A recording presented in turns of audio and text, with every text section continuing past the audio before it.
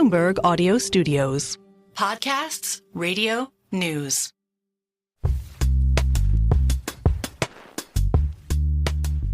I'm Jason Kelly. I'm Alex Rodriguez. And on this episode of The Deal, Sue Bird. All right, listen to this resume.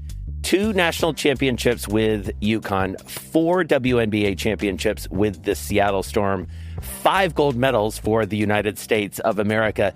She did it all as a player. Now she's in your business as an owner. How's she doing? It sounds like she's doing pretty good. Not only is she in my business with WNBA, but also we both started our careers in Seattle. And she played, obviously, her entire career there. I played 7 years. It's really interesting the way she thinks about pivoting from being a world-class athlete to now doing some great things in business. Absolutely. She's in my business as well, in the media business. She started a company called Together with Chloe Kim, Alex Morgan, and Simone Manuel. She's got a podcast with her partner, Megan Rapinoe, another athlete we've heard of.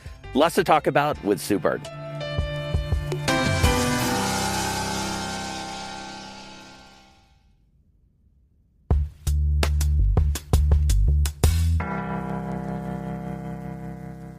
All right. Well, welcome. Please introduce yourself and what you do. This is like the hardest question now that I'm retired. I don't like it at all. It was so much easier just saying Sue Bird, professional basketball player. There you go. My name is Sue Bird. I am a retired professional basketball player. I am currently figuring my life out, but I am, I guess, an entrepreneur, getting into the media space. I'm a co-founder of a media and commerce company, Together, but also co-founder of a production company, A Touch More. Own a couple professional sports teams as well. Yep. I'm in Gotham FC and the NWSL as an investor, and then part of the ownership group with the Seattle Storm, the team I played for. And so what would you say so far is your signature deal? I think what I'm finding is a lot of how I played basketball as a point guard. I liked things to make sense. I liked things to fit, to go from A to B to C in a way that set everybody up for success is really what production is like. So as I'm getting more into the world of production, I'm really seeing my point guard skills show themselves. All right. So if we can, let's go back a ways to the start of your basketball career, or not the full start, but probably the seminal moment where we're all introduced to you, which is at UConn. Mm-hmm. To call it a historic program, it actually undersells it.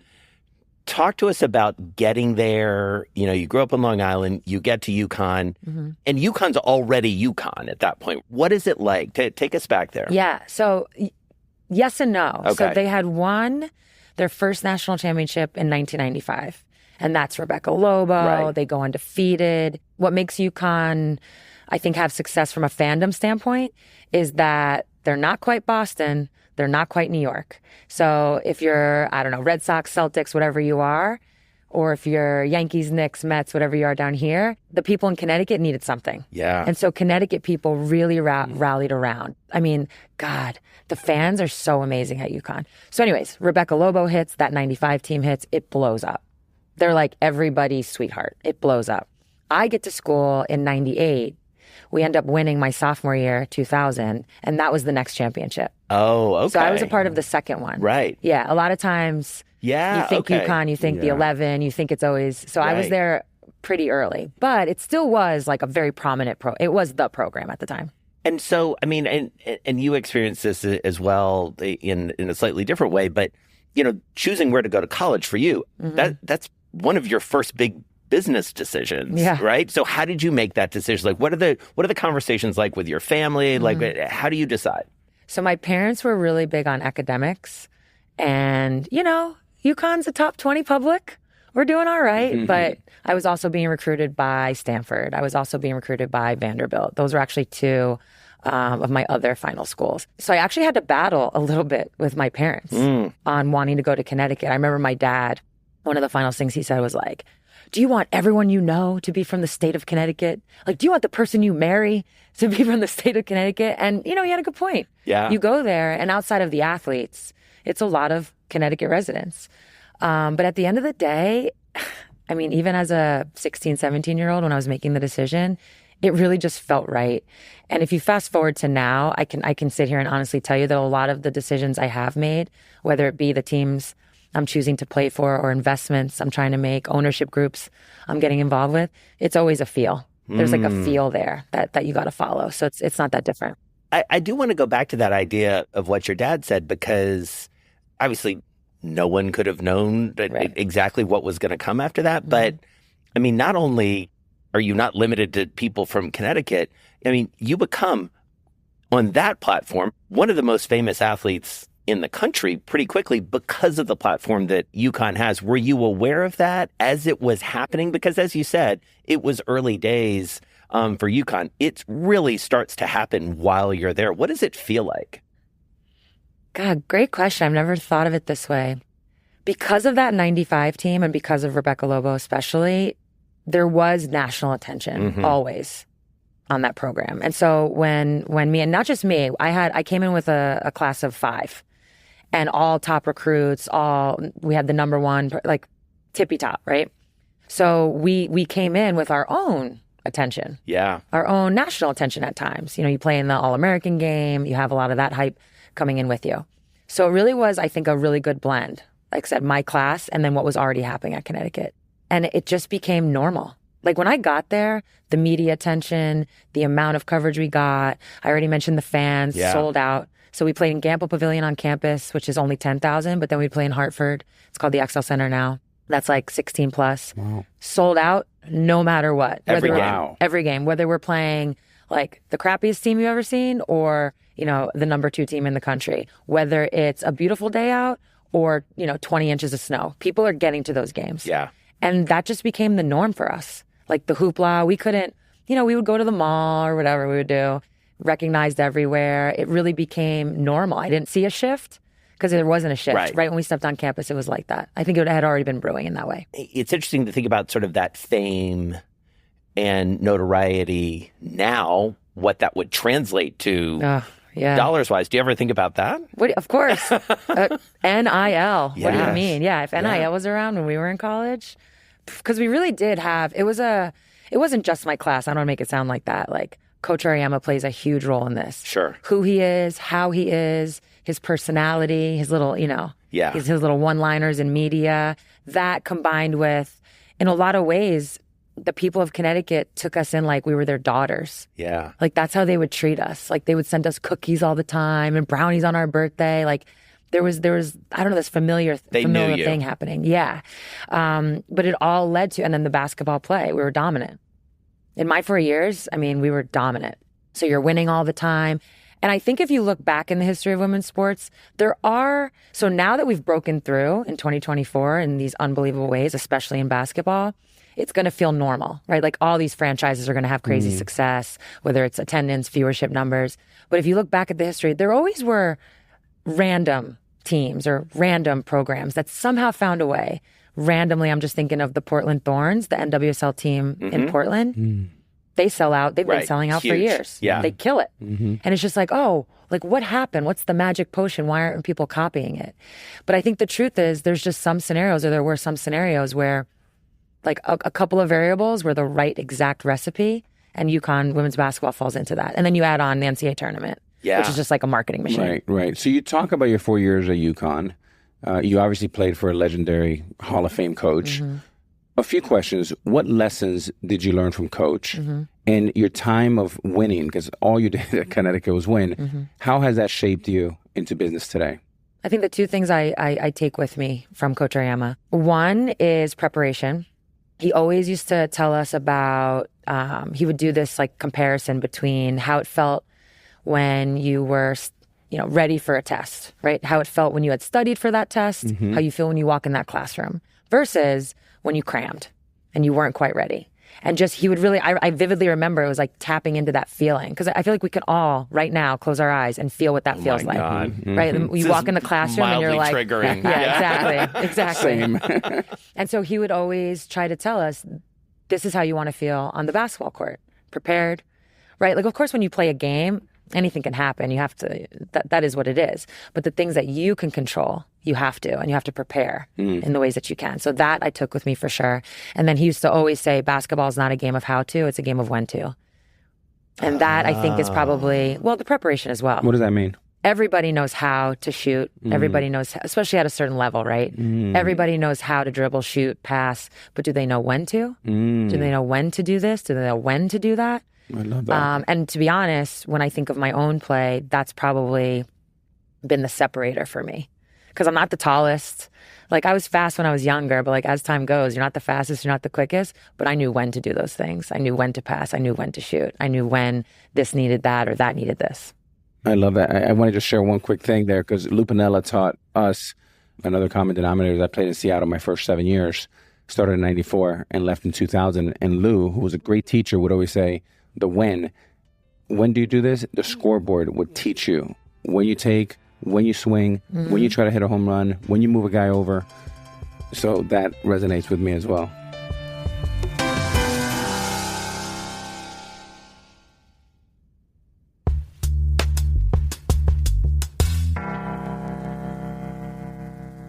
I want to talk about this transition from the college game, which is, we've talked about, massive, to the WNBA when you made it. And I've heard you talk about this in interviews, the culture shock, as it were, of going from guaranteed sold out to far from guaranteed sold out, to say the least.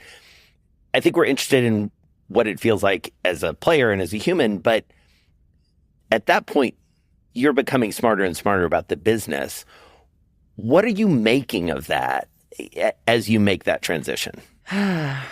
So early on, nothing. I'm just like, cool, I'm a professional athlete. Yeah, like whatever. I'm figuring it out. You know, I'm moving from New York, Connecticut to Seattle, which was difficult, super far from everybody. So I'm just kind of like getting through it. Some of the early stories or early memories that I have that I've told about is when, you know, I've just gotten drafted, fresh off the plane, the Sonics are in the playoffs, and they take me to like what is like my first media day, essentially. And they're preparing me for it. And I'm kind of like, okay, cool. Like I've just come from the Final Four, you know what I mean? Right. And UConn. And I walk in and I'm like, well, is everybody here yet? You know, because there's not that many people. Right. And so that's the culture shock you're talking about. And then of course, you know, college, you're flying charter. Everything is like, you know, you're staying at the Ritz's or whatever it is. And interestingly enough, we didn't charter, obviously. The WNBA didn't. But my rookie year, we were actually still owned 100% by the NBA. So we hadn't gone to individual ownership models yet. Right. So I did have like 1 year, maybe two, I can't remember exactly, where we still were getting some NBA treatment. So we didn't fly charter, but the hotels we stayed in were all super nice. You know, we had a practice facility because we were with the Sonics, which was kind of standard at that time. A lot of the WNBA teams would use their NBA affiliate practice facility.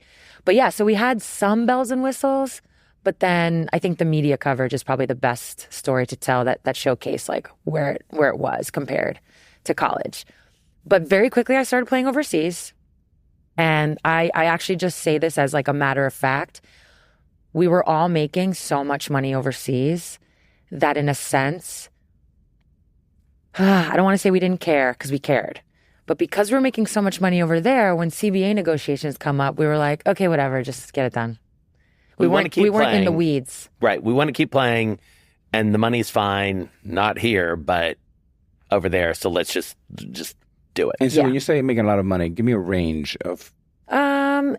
For me personally? Yeah, or the league, high, low. It's hard. Yeah, it's hard. It's so individual. So I would say early on, I mean, always well over six figures. And early on, like my first couple years, we're talking like, I'm really going back, like in the like $300,000 to $600,000 range. But that's all like, it depends how many months you play. So usually you're talking That's what you're making in Russia. Yeah. Yeah. In my first couple of years. But I only went for like 5 months. So like bang for your bucks, not so bad. By the end of my time, now we're up in like the $1 million range. Wow. So I would say like that was started probably like, let's call it like 300,000. And then by the end, I was much closer to $1 million. Wow. And yet... with bonuses you can get over. Right. And you've got endorsements and all that. And yet it's plateauing generously. Yes.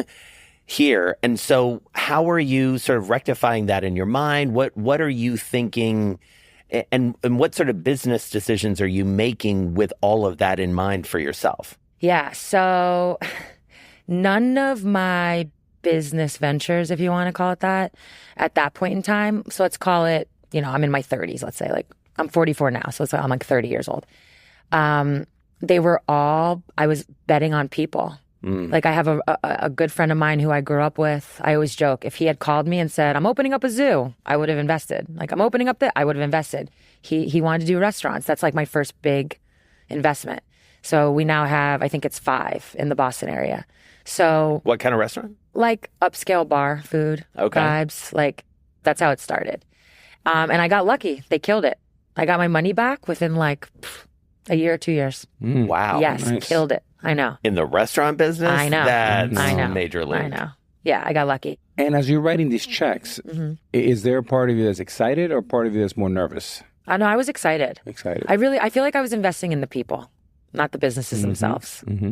Whether it's given your background or UConn or whatever it is, do you feel confident at that point as a business person? You're like, yeah, I got this? No. No. Okay. No. But I feel like I can sit here now and say I'm confident in my ability to read people. Another business I'm invested in are, again, a friend I grew up with. Her and her husband have sports center facilities in New Jersey. So, you rent it out, you host like leagues, have their tournaments there, that kind of a thing. Killing it. Yeah. But I invested in them. Right. It's very Shark Tank in that way because like it's their life. And I'm like, how like they always invest in people when it's like their life. Yeah. So I felt like it was a good investment. Yes, he does know that. Yeah. Yeah. Shark Tank reference. Yeah. I want to get inside your head a little bit as opportunities must come from all over the place. Are you someone that goes kind of wide and shallow or narrow and deep in the things that you like? And walk us through, if a deal comes through, how quickly do you say no? How quickly does it go to like, there's a maybe and then, yeah. I think I'm learning. I'm still learning very much. I've had moments of wide and shallow. I don't like it. I don't like it. I like narrow and deep better. And I think assuming the investment that I'm looking at is something that I feel like values are aligned. I feel like I can, provide some sort of whatever it is, nuance, expertise. Then it usually moves pretty quick. I kind of know right away. Like when something catches my eye, I kind of know right away. And then when something feels a little, not off in a bad way or a negative way, but just maybe not right, I kind of get like that initial like ping. And then obviously like the financial piece of it is usually what I have to figure out. Just like how much is, like how do you do this? It's, so that's always. Could be scary. Yes, that could be very scary. And I've hit and I've missed. So I want to talk about one big decision that you make in your career that's one of the most recent decisions. And it's something that comes to you, which is you're done playing and somebody sort of like virtually knocks on your door, is like, hey, do you want to own part of this team? Or at least that's how the story gets told. Actually, tell us the story. That's not that far off. It was actually right after I retired. Okay. Probably a month. And, obviously I have a great relationship with the ownership group in Seattle. So like, hey, we want to show you. So they were just opening up and doing like a raise for like a small amount of investors. So the 3 women that own our team, they were the sole owners and they just were doing this raise in this moment. So I was being asked to get involved in that. And they're like, we want to show you the investor deck the same way we've been showing everybody. Like we want to treat you like a real, you know what I mean by real? Yeah. Like we don't know you basically. Like we want to present. So a lot of this is going to be redundant. Your picture is going to show up a couple of times. Just ignore that. But this is what this is. We've had some of the most impressive and important players in history, including, you might have heard of her, Sue Bird. Exactly, yeah. So I was like, okay. So they sat me down. We did, they took me through the whole deck. And obviously this wasn't about convincing me to believe. Right. Like I believe. Like I've been preaching that people should get in for probably the last 3-4 years. It was like, get in now. Because A, you're going to look like a genius in 5 to 10. But B, in a couple years, it's not going to be this cheap. Right. Like get in now. So I didn't need to be convinced of any of that. But in the moment, what I wasn't sure about was, because I've literally just retired, I was just like, well, how does this impact any other business things I might want to do? Because it does. I mean, we all just saw what Tom Brady, that like laundry list of things he can and can't do. Being an owner of a team, when you still want to stay involved in the sport, does have implications. So I just wasn't ready to pull the trigger yet. And that's the only reason why it ended up technically taking like a year and a half to get done. Okay. For like a year. I just like waited. I wanted to see what was what impacts this, what impacts that. I kind of wanted to live my life. Yeah. Not have to worry about, like our CBA negotiations are going to start soon, so we can't talk about anything. Right. So like that, I wanted to be able to like be free to speak. I didn't want to be held back. And then as time went, I was like, okay, I want to be a genius. I don't want to be the idiot who got in too late. Yeah. So you said something that I would love to dig into, which is what you were seeing from a business perspective while you were still playing that made it so obvious. What was it that like just made you so convinced, other than it's an awesome game? Yeah. There's got to be something tangible from a business perspective that you're seeing. What is it? Yeah. So I'll actually start at the end, which is, so Paige Beckers is, about to be a senior. Whatever year it was, she was in high school. So high school. Okay. Senior in high school. 2018, 19, something like that. And I'm starting to see on social media, like, this kid's got buzz. People are following her. I see, you go to her Instagram account, who knows what it was. She's got 300,000, 400,000, 500,000 followers, which for a high school kid, a basketball player. So I saw that and I was like, huh. I was like, there's something is clicking for that generation. So that's kind of the end. Because when I saw that, I was like, oh, we're good to go. But from my own experience, what I already knew and what a lot of us already knew was, yes, we weren't making a ton of money from our WNBA salaries, but I was getting endorsement deals. I did have value, like significant financial value, to come speak at events or represent, a certain company, or even down to the like, hey, my kid's getting bat mitzvah. I'll pay you this to come show up at this event. So there was like a disconnect. I was like, wait a minute. I'm getting these offers off the court because I'm a basketball player. But on the court, the business part of the basketball is not getting the looks or the value. So then I start learning about how the systems are not really set up for the WNBA to succeed. So I knew it wasn't going to be easy. But I also was like, the reason that this has not kaboomed the way we're seeing it now isn't because people don't like women's basketball. Right. Like, how many times would you hear 10 years ago, like, nobody goes to those games? And then I'm like, well, that's weird, because I was just in the finals and it was sold out.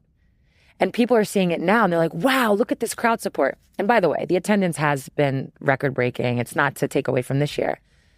Every finals I've ever played in has been like that, with the exception of a few where we couldn't play. Not in Seattle. We had to go on the road, and some of those teams couldn't get their arenas, so we had to play in smaller arenas. So that happens. See how the systems aren't set up? But all you hear, all the narratives and the conversations were like, oh, nobody cares, nobody watches. But I knew. Yeah. I walk around the streets, I get stopped for pictures. Like, obviously people care. Right. And this is 10, 15 years ago. So anyways, but if you bring it back around to seeing the Paige Beckers getting that attention in high school, I was like, oh, something's changing. And that's a really interesting point, because I remember that. I remember that very well. Paige buckets, like all of that going, she commits to UConn. It's like, oh, UConn, here we go. And it certainly presaged what we saw over the last 2 years, right? Or the last maybe 3 years in the NCAA with Caitlin and Angel and whatnot. Like the Paige mania was real. It was real. There's a lot of heat around her. Yeah. So now, like, for me, what that said was, like, society's changing. Like, younger people are interested in women's basketball or girls' basketball. She was in high school. Yeah. And you had even not just girls, but boys. Like, I remember during the pandemic, we're all bored. Paige was like going on her IG Live. Yes. And like people were coming in. You know how you can like bring someone in? And it's like NBA guys. So that's different. Yeah. Now that's different. And that all speaks to like the cultural cachet that I feel like pro sports usually has, that women's basketball, for some reason, we were, I always like, we were the butt of the joke on SNL skits. Yeah. We weren't cool just yet. And Paige, to me, marked this moment of coolness. I mean, especially given this moment, you alluded to it, that we're sitting in for women's sports. There's a lot of when to, it feels like, going on now. So when you make this investment, take us into that mode of thinking. So some of it's luck, in a sense. I think Together is a great example of the when to. This was a scenario where it was 2018-19.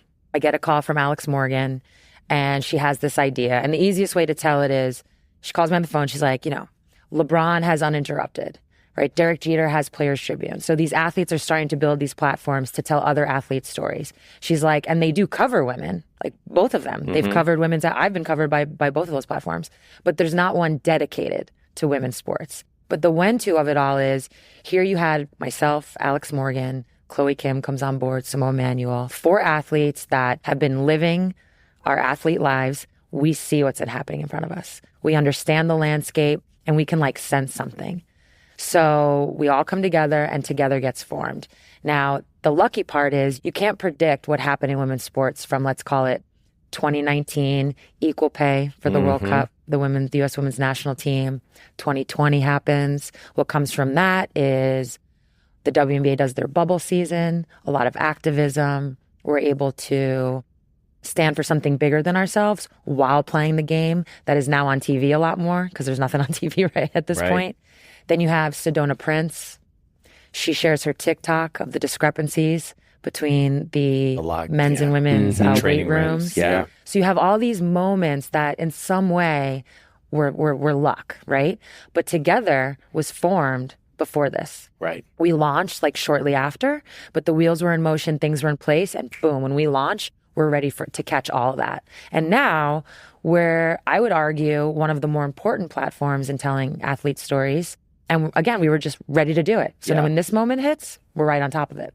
Describe what it started as, and is it more or less what you imagined it would be? It's not too far from how it started to where it is now, but I think when it started, we were just trying to tell the stories of women in sports, right? Shine the light on people that don't always get the light shine on them. And as it turns out, you fast forward to now, you start to realize, men's sports, a lot of their fans are generational fans, right?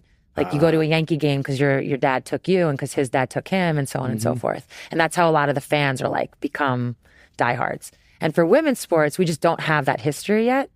And so for women's sports, a lot of it is the storylines. It is the player stories.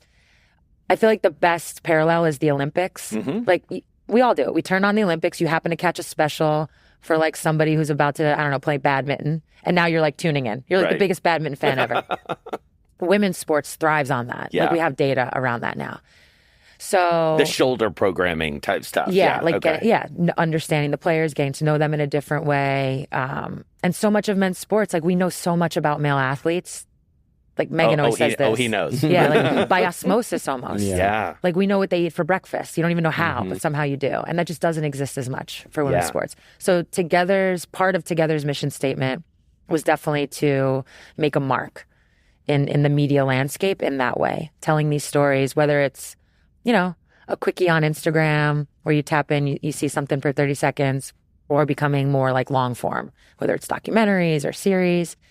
And so that was always what we wanted to do. But I think the part we couldn't have predicted was the community that it built and how the identity of the company itself almost was, yes, dictated by the founders, but more so dictated by that community, what they wanted, what they were, inclined to be almost obsessed with.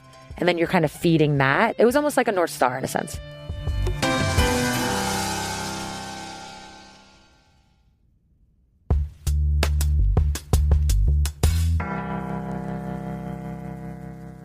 I bet she never thought she'd be in the T-shirt business. Talk about that. That's incredible. That's a really cool. Fascinating business story. So one part of it is it shows you the gap in merchandise that exists in women's sports. You can't get cool stuff in women's sport. It's changing. Don't get me wrong. I'm not really talking about the last couple of years. A friend of mine and I were just talking about the pink it and shrink it. I actually didn't know that term. Oh. I don't know. What is it? Yeah. So I didn't know either. So it's basically all right, we'll use the Yankees. I bet when the Yankees at some point, let's call it 15 years ago, when they wanted to get merch going for women, they would make it smaller, obviously, and then they would just make it pink it and shrink it. Oh, wow. So, but the truth is not everybody wants that. Right. I actually would prefer to have a real, Yankees uniform or whatever, a jersey. Yeah. You'd want it the authentic thing. You don't want the That pink fits version. you. That fits me. Yeah. Right. Yeah. So all that to say, the Everyone Watches Women's Sports t-shirts proves the huge gap that is in merchandise in women's sports. But also it proves we're a business, right? For a long time, women's sports was looked at as a charity. This box some people would check. And now I think we're being looked at as like a real investment, a real business. But the people involved in this world are still very much about the impact. And they're still very much about making statements and making points. I think when people wear that shirt, there's like a pride to it. Like, yeah, like this is factual now, you know? And so there's something to that. How did the T-shirt come about? Like, what's the origin story? Yeah, so I was not there. Like, I'm not in the day-to-day by any means. Yeah. We had done a couple of different T-shirt drops through the years. And then this particular time, they were in a room, from what I understand, a bunch of the people that work it together, just kind of throwing out ideas. And, you know, I mentioned this earlier. A lot of people were like, nobody watches women's sports. And so they were like, what can we do to like play on that? Like, do we do a shirt? And you know that, I didn't know it was called this, by the way, but SpongeBob SquarePants font. Yes. Where it goes like uppercase, lowercase, uppercase, lowercase. So they were thinking like, do we do something like that? As if to say, no, you know, you're making fun of it a little bit. And then I think it was Justine Brown, a couple people in the room. They were like, why don't we just write like, but that's wrong. So why don't we just have like everybody watches women's sports? And there you have it. Wow. And it went crazy. And a big pivotal moment of that was Dawn Staley wearing it during a South Carolina game on, I want to say national television. Yeah. And then it just took off. And so is something like that within the company? I mean, is it measurable? How do you measure the impact of something like that, either on your business, on the broader world? Like, what are there metrics underneath that you can then use? Yeah. I mean, this one's pretty simple. It made a lot of money. Yeah. It made a lot of money that wasn't expected, which obviously in business, that's always, you know, welcome. Right. Millions? So, yeah. Yeah. I mean, I don't know if I'm supposed to like, but yeah. Yeah. Yeah. Like way up there.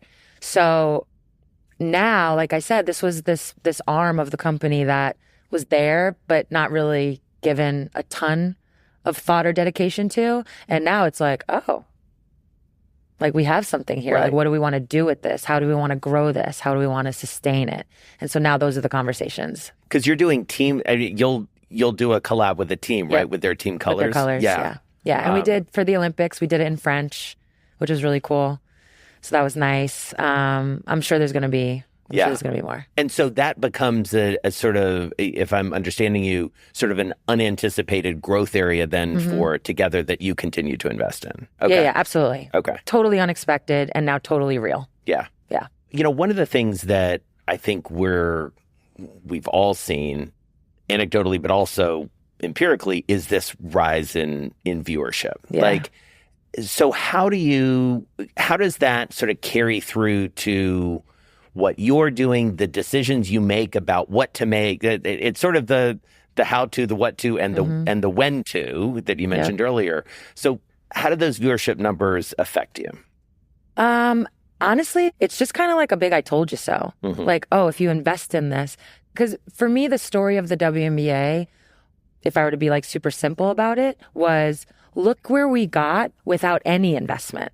Now imagine if you invested in it. Like, we were able to do this while having like legit concrete poured all over us constantly. Like, nothing can grow when it has concrete poured on it. And yet we still found a way. And sometimes this one's a little bit of a stretch. I'm working on this talking point. You're workshopping this right in now. real time. I love it. But I always felt this. I was like, women's sports, girls' sports isn't some like random startup where we're like, no, trust us. Like, girls aren't going anywhere. They're going to keep being born. And sports isn't going anywhere. Like, these two things, like girls' sports and women's sports are not going anywhere. So to me, it's like, why not invest in something like that? And then, of course, when you start to change the narratives, that's probably been the biggest key and what I call that cool factor. Like, we have crossed this line of cool now, where culturally, like the WNBA finals, like, people felt like the intensity, there were stakes on that game. Yeah. Like, you know, I'm actually not like a huge baseball fan. I like tap it. But like the World Series, like, hell yeah, I'm watching that. Right. So we never had that, where the casual is like, oh, this means something. Yeah. So anyways, somewhere in there is the answer. What do you think changed that? Like, what changed it? Because that stakes point is a really, really interesting one. Like, what changed the perception of the stakes? I think it's this cool factor that I keep referencing. I think we were like, in the consciousness of the casual fan, we weren't worth it. It didn't matter. And I always feel like in fandom, there's like 3 categories. There's the diehards. They're there no matter what. Like, doesn't matter. They are there. They're ride or die. Then there's the people that don't like it, which every sport has that. Yeah. The people that don't like it. And that's fine. I always say, like, women's basketball, if it's not your thing, that's cool. Like, try it. But if it's not your thing, that's cool. Like, there's stuff I don't like. That's fine. But then there's that larger piece or that larger group, which is the casual fan, right? The one that isn't really into it, but is going because their friends are going and it's cool to be there. And so we've always struggled in that. And that's where I'm going back to this, like, consciousness. Like, people just, I mean, we were the butt of the jokes. Yeah. And it was really hard to break through. So if I were to nutshell it, I would say things that I've already mentioned, the 2020 season, like a Paige Beckers, the NCAA Final Four has always been amazing. Sedona Prince's TikTok, Kobe Bryant wearing the WNBA hoodie. Yeah. Like, there was these little moments of breakthrough. And then all of a sudden, this player named Caitlin Clark comes. And the way I frame it is, fire was going. It was burning. It was burning. And it was burning brighter. Like, even if you look at the 2023 viewership in the WNBA finals, it was way higher than 2022. Like, it was starting. The fire was there. But Caitlin came and she poured gasoline all over that thing. Yeah. And just took it to another level. And she broke through, I think, with her logo threes. It was, we finally had the antidote to dunking. Oh, interesting. Because all anybody ever wants to say is, you're not literally, they don't literally say this, but what they are saying, the translation is like, you're not worth it. I can probably beat you. You can't even dunk. But now it's, oh, that girl's hitting logo threes. Like, I don't think I can do that. Yeah. And everybody respects that. Men, women, there's a respect factor, and that leads into all the things you're seeing and the cool factor, and it just is born from there. So you talked about years ago, even a decade ago, you starting to foresee what could be for the W. Fast forward to where we are today, 5-10 years. What is the upside for this league? Because I don't think anyone really knows that. Yeah, no, I know. I mean, I'm hopeful that in a couple of years, we look at the media deal that we just signed and we're like, oh, it needs to be bigger. You know, I'm hopeful for that. Because that's always been part of the, you know, the argument. Like, men's sports is so, obviously so successful. Pick a league, it doesn't even matter. But how much growth can actually happen? Only like a percentage point or two, right? And you hope for that. But for women's, because we haven't had the investment, the media coverage, all the things, the growth is insane. And it's hard to put an exact number or figure on it. I personally think, my semi-hot take, it's not that hot. I think the women's basketball is going to be the biggest story at the LA 2028 Olympics. And I think that is we're going to continue to grow in the next 4 years. The way you've seen it this year, it's going to continue to grow. The Paige Beckers, the Jujus, Flau'jae Johnson, all of this young talent that builds huge brands and huge fan bases in college. By the way, that's another part of this whole story. That was always a major disconnect. I went to UConn. I had huge following. WNBA gone. It was like, it didn't come with. And that's transfer. For years. Yeah. But now it's starting to. I think NIL plays a role in that. Yeah. And now it's starting to. So now all these young players are going to come in. They're going to, you know, hit the stage and meet up with the Caitlins and the Stewies and the Asia Wilsons. And in 4 years, when we hit the Olympics, that growth will get to a point where that Olympics could then be like that next gasoline layer, if you will. You know, one way, Jace, one way of thinking about it is there's always going to be haters for every league, right? For men, women, you name it. Everyone says, well, the W's been a failure for so long. I look at it a little bit different. First of all, you got to give David Stern, Commissioner David Stern, a lot of credit for his vision, you know, almost 30 years ago or whatever. But if you look at the NBA compared to the WNBA in the first 25 years, you can make an argument that the W has been more successful than the NBA in the first 25 years. So when you think about upside, it's right on track. It is a growth business, and it's doing quite well for being such a young league. Yeah. I mean, yeah, that's one of the talking points. Yeah. For sure. Let me ask you this, because I think it's very interesting when you said UConn, you have this enormous fan base and it doesn't transfer when you go to Seattle.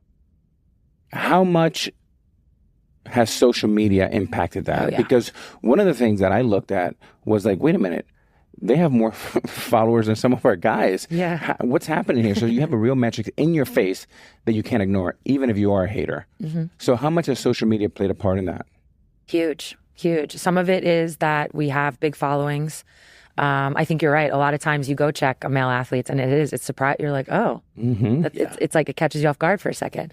And I'm thankful for social media. It played an incredibly huge role in what we're seeing now, not just in women's basketball, I think all of women's sports, because we were all able to use it to tell our stories. We were all able to use it to show different parts that you weren't seeing. I mean, one of my favorite, it's not a great story, but favorite because it kind of tells the story. So I'm into fashion. It's not like my favorite thing, but I like getting a fit off every now and then. And when that was becoming cool in the NBA, we were also wearing our little fits to the game, but we didn't always have photographers. So there was a year where I had to, especially on the road. So at home, we could tell our team, I'm like, hey, can we get the photographer when we show up? Cool, no problem. But on the road... For your tunnel fit. Yeah, for a tunnel fit.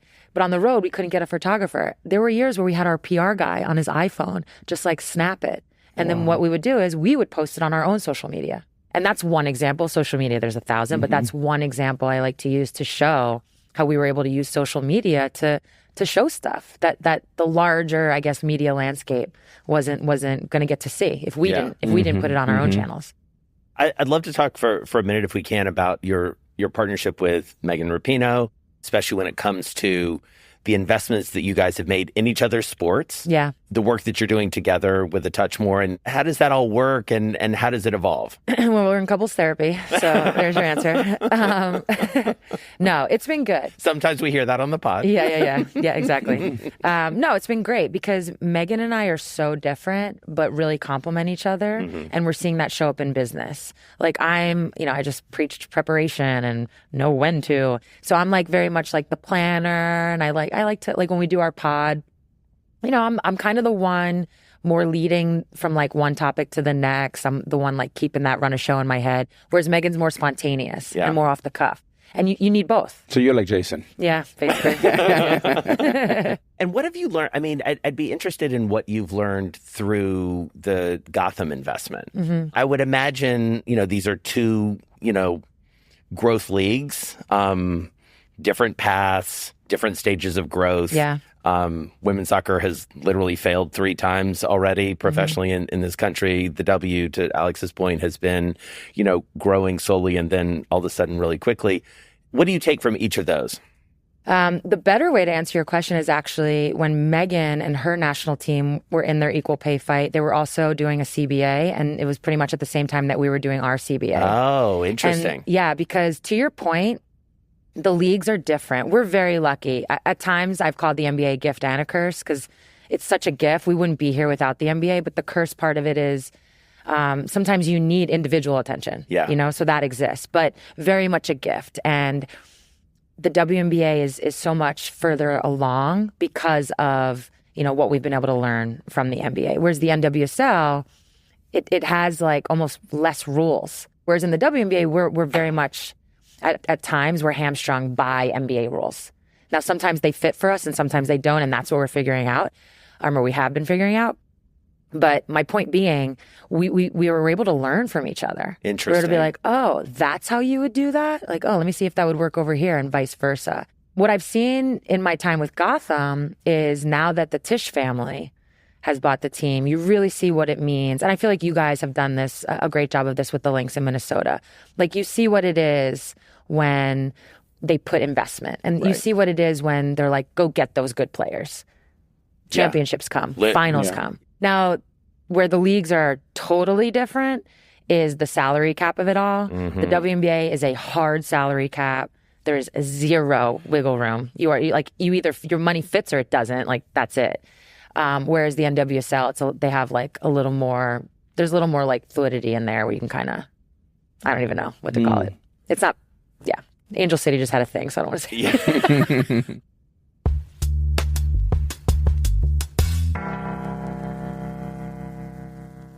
We're going to move to the rapid fire portion. I love a rapid fire. 10 questions. We're going to hit it hard. You're a pro. We'll bounce back and forth.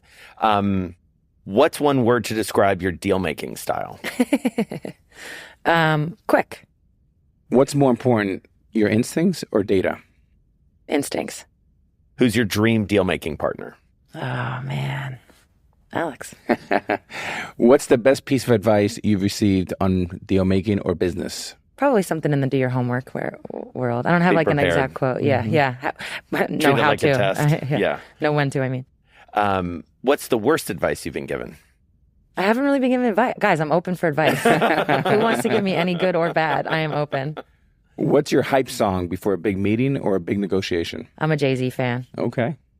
So anything Jay-Z. Yeah, I mean, I have my go-tos, but Lucifer's one. Okay. My First Song's another. You've won at the NCAA level, you've won at the WNBA level, and you've won at the Olympic level. What's your favorite title? God, it's real. I know this is rapid fire. It's really hard not to pick Olympic gold medals. Yeah. Particularly my last one. Because it's like. Particularly your fifth? Yeah, yeah. But the 2018 WNBA championship does have a special place. Why? Because we were going through a rebuild and I stuck around for it. Whereas I could have requested a trade or tried to go win somewhere else. I stuck around. I was like, no, I'm going to do this, and never expected to be there again. So to do it unexpectedly that late in my career, it's like you do it unexpectedly early. Mm-hmm. And when you do it then, you're like, oh, it's great. I'm going to be here every year. You're not. But when you do it unexpectedly later in your career, there's just something special to it. If you can only watch one sport for the rest of your life, which one is it? Oh, it's basketball. What team do you want to see win a championship more than anything? Well, Seattle Storm.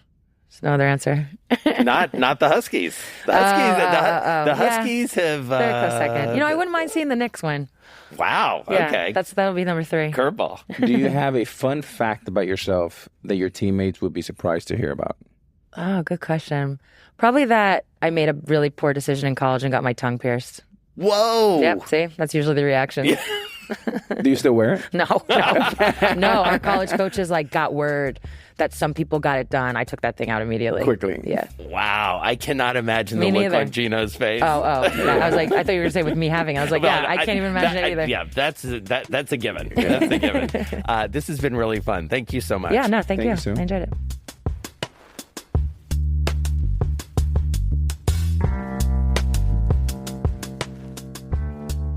The Deal is a production from Bloomberg Podcasts and Bloomberg Originals. The Deal is hosted by Alex Rodriguez and Jason Kelly. Our producers are Anna Mazarakis, Stacey Wong, and Lizzie Phillip. Original music and engineering by Blake Maples. Our managing editor is David E. Ravella. Our executive producers are Jason Kelly, Brendan Francis Newnham, Jordan Opplinger, Trey Shallowhorn, Kyle Kramer, Andrew Barden, Kelly LaFerriere, and Ashley Honig. Sage Bauman is our head of podcasts. Additional support from Rachel Scaramazino and Elena Sasangelis. Joshua DeVoe is our director of photography. Rubab Shakir is our creative director. Art direction is from Jacqueline Kessler. Casting by Julia Manns. Camera operation by Suma Hussein and Crystal Jefferson. Our gaffer is Max Garstack, and our grip is Maximo Maluso. Taja Smith is our video editor. Listen to The Deal on Apple Podcasts, Spotify, or wherever you get your podcasts. You can also tune in to the video companion on Bloomberg Originals and on Bloomberg TV. Thanks for listening.